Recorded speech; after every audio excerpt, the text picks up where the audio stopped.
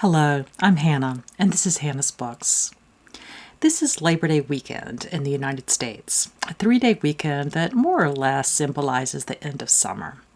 Although there are many schools that have been in session for as much as a few weeks already, there are many others that don't start until now. And although the temperatures here in DC are still pretty high, as is the humidity, the end of the heat is definitely in sight now. Here in the States, a fair number of people have a tradition of going to the beach on Labor Day. I grew up along the coast of South Carolina, and Labor Day weekend was always filled with tourists having their last summer hurrah. This year is, of course, different, at least for those of us who continue to live very socially distanced lives. So I thought it might be a wonderful time to check out some quiet beach reads, books that might be great for those of us reading on the back porch this weekend instead of next to the ocean. And traditionally, I've always visited my family along the coast during December.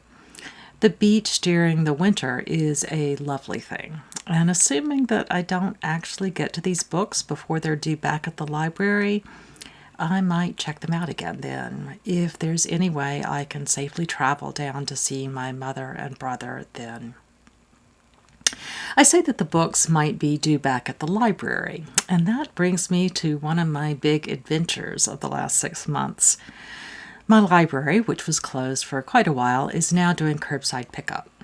They're not yet requiring people to return the books many of us stacked our homes with in March, since some people are not yet feeling safe enough to head to the drop box.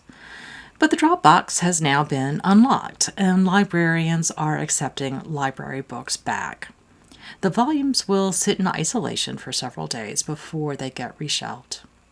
And it looks likely that the library system will start requiring returns soon. Although my county library is within walking distance of our house, much of that walk is on crowded urban streets with very narrow sidewalks. So far, I haven't braved that much togetherness. Instead, my husband has driven me, since I'm a non-driver, to the library, and I returned books in the touch-free drop box and then entered the library's small vestibule alone at an assigned time to pick up any books I've ordered. This week, as I mentioned, I picked up a collection of quiet beach reads, and I have another one on hold through the library's digital collection.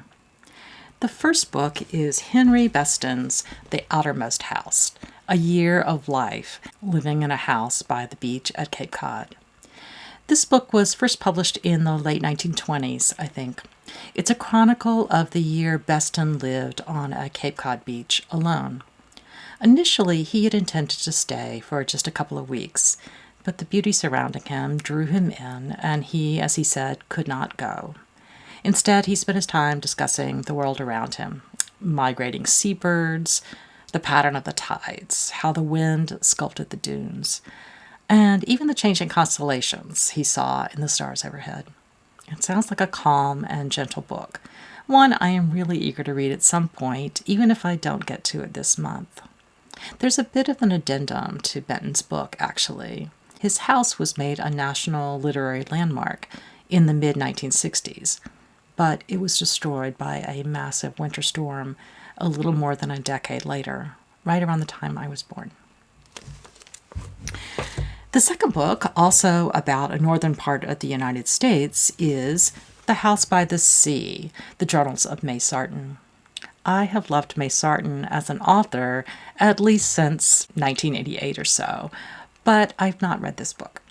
In the early 1970s, Sarton moved to a house on the seacoast of Maine, a tourist destination for a couple of months each summer, but a place of great solitude for the rest of the year. Her life was filled, as was Benton's, with, as she says, the sea and the woods and a wide sky ever present. A personal trauma and anguish led to her move to this new place, a move she made late in her life. Sarton craves her time alone, and it refills her for both her creative pursuits and also for the time she spends with visiting friends. Without the quiet time by the sea, she would, as she says, have nothing to give and would be less open to the gifts offered to me.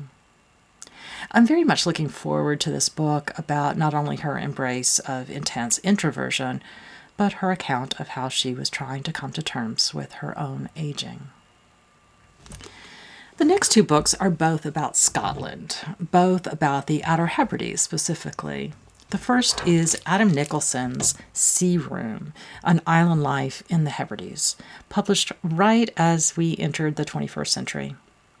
In the late 1930s, the author's father had bought 600 acres of 3 tiny and uninhabited islands in the Outer Hebrides.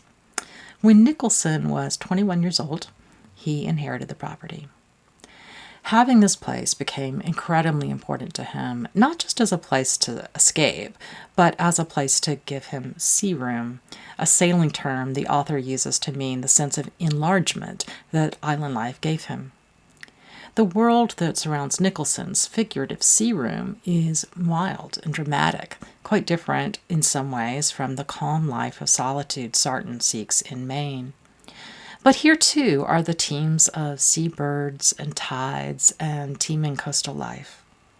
Unlike the first two writers, Nicholson is pretty interested in the history of human habitation in his corner of the Hebrides, including the history of a once productive world filled with farmers and fishermen, as well as the stories they told of ghosts and ancient treasures. From poking around in the book, it seems to be another quiet and thoughtful discussion of how a slightly different kind of solitude affects the human inhabitants of the islands. I'm fascinated that this book is, according to one of the blurbs on the back, quote, an extraordinarily outward-looking book, even though it is at the same time about a very quiet beach. The second of the two books about the Hebrides is David Yeadon's Seasons on Harris, A Year in Scotland's Outer Hebrides, published in 2006. Yaden spent a year on Harris Island, famous for its tweeds, recording and drawing some of what he calls the marvels of Harris, big and small. He is especially interested in how the remoteness of the islands has allowed a culture to develop there. Yaden's book is full of lovely line drawings of life on Harris. His accounts of the folkways of communities descended from Norse and Celtic traditions is especially interesting. He's also quite aware of threats to traditional island life, threats I can't imagine are not more pressing now than they were in 2006. Well, those are the books I picked up, but I also have a newer quiet beach read on hold, as I said, from the library's digital system, The Salt Path by Raynor Winn. Winn and her husband had been married for 32 years when he was diagnosed with a terminal illness. At the same time, for reasons I don't yet know, they lost their house and their livelihood. Carrying very few possessions on their backs, they began to walk a 600-mile path through the ancient and battered landscape along the English coast. From what I've seen, it seems like their decision to walk is partly because they no longer have a home and don't want to impose on their friends for support, and partly because they knew their time together was short, and this was an adventure together, one that made them feel strong and proud, despite the wildness and difficulty of the hike and the camping, as well as the fact that they had almost no money with which to buy food and other necessities.